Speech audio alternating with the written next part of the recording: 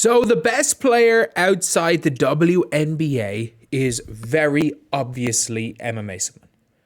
Like, going to win Euroleague MVP, and in my opinion, outside of the big four, who I think are by most people's arguments the four best players in the world, in Caitlin Clark, Breanna Steward, Napheesa Collier, and A'ja Wilson, outside of those four, in my opinion, Emma Meesseman is the best player in the world. And you might be saying, oh, but look at her stats the last time she played. She is one of those horribly misevaluated players. It's like, imagine if you put Nikola Jokic in the 90s and they didn't let Nikola Jokic do what he's good at, how he would just look like an average center. But in today's game, in a modern game, where you are able to run point centers, you're able to run a lot of stuff through your power forwards.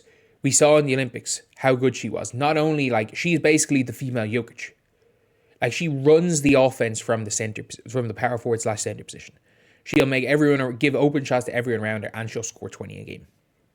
And that's the thing with her, is that in a wrong system, she's just an average player. But in the right system, she's one of the best players in the world. Heck, she was a finals MVP on a team with Lena Deladon. That's how good a player she is. And if you put her in the right system, like the Connecticut Sun with Mazian, or with, hopefully, touch wood, the Indiana Fever with Stephanie White, she could be incredible. But she has not closed the door on coming back. She has announced that she is at least interested in coming back to the WNBA. It says here, will you return to America? That's not yet. I have the luxury that I've played there for years and already have the title in my pocket. I have the freedom to say, I will see how I feel. If I say yes, I have options with different teams. I think she would say no if it was a no. She basically just said, you know what, I have the luxury that I have a title, I've played there. And if I want to, I've got a bunch of teams that I could go to. I think it's a yes. She's playing in Turkey, which is incredibly important because there's no prioritization issues if you're playing Turkey. So she'll be able to go over okay. But if you've seen here also, Cheryl Reeve was in Turkey. And I think the Minnesota Lynx is actually a pretty good fit for her. Because, like, look, if she goes to the Lynx, it's going to be a huge thing for her.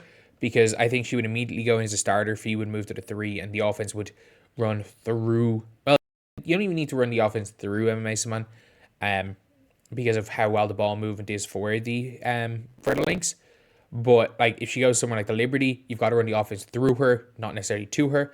In Indiana, she'll be the best short roller in the entire W.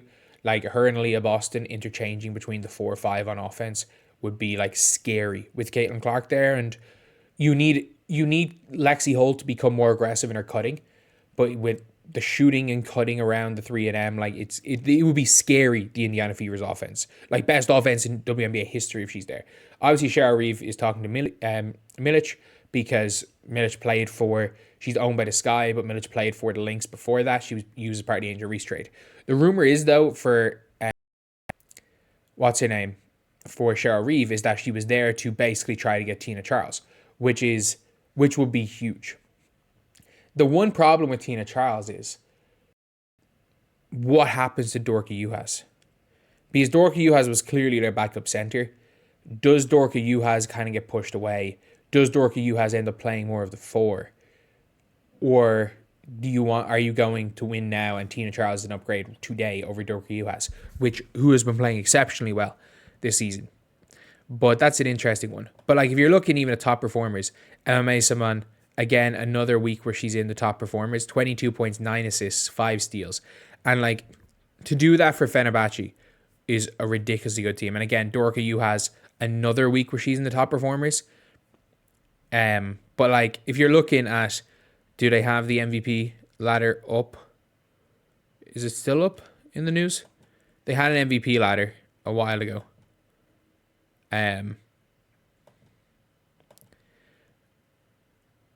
But, like, in the MVP ladder, Emma Meesseman is 1. She is favourite to win the MVP. And if you're looking at the power rankings, Fenerbahce are top. Like, they're 8-0, and they've got Gabby Williams, they've got Niara Sabli, they've got Ariel Atkins, they've got Uzun, they've got Julie Allemond, they've got Tina Charles. They've got all these WNBA players, and their best player by a mile is Emma Meesseman. So it's a really interesting one to look at, the fact that she's probably coming back.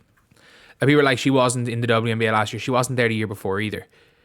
And I think any one of these players that are smart are thinking about it this way. They're like, look, we go back this year, then we can command big bucks when the salary cap goes up. Like, if you're smart about things, if you're smart about it, if you're one of these players, you are 100% going back to the W, because as much as you're getting paid in Turkey, you can still always go to Turkey.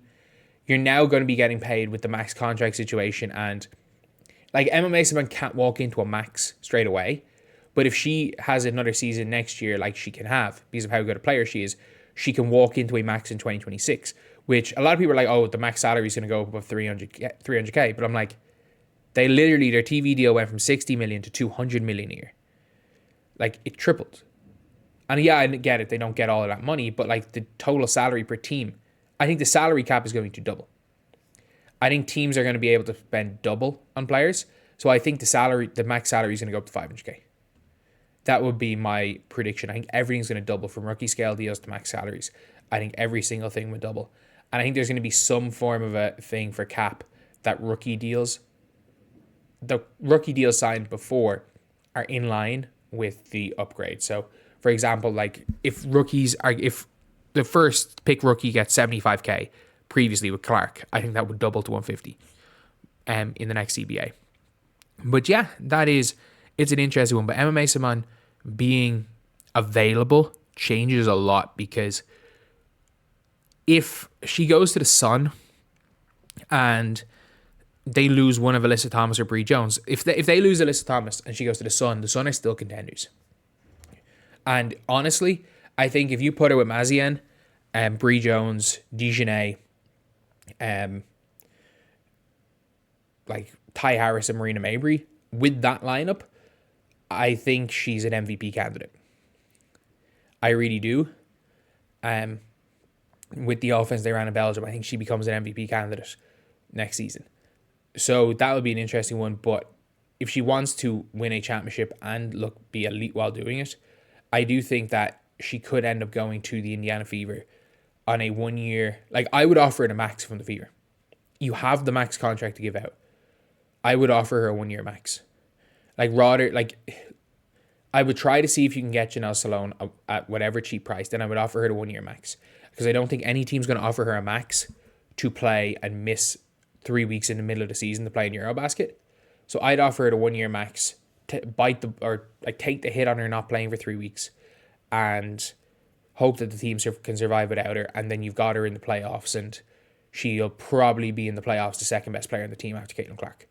That's how good she is. And you know what? She might even be the best player on this team. I think at this point in time, Caitlin Clark is a better player than her. I think Caitlin Clark's overtaken her, but that's a not certainty, to be honest.